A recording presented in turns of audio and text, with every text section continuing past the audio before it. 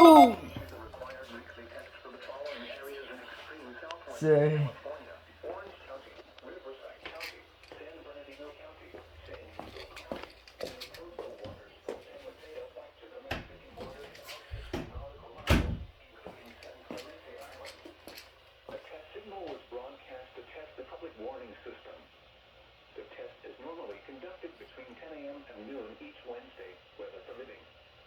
The signal was also used to test the activation and emergency readiness of the Skylarm network of radio operators.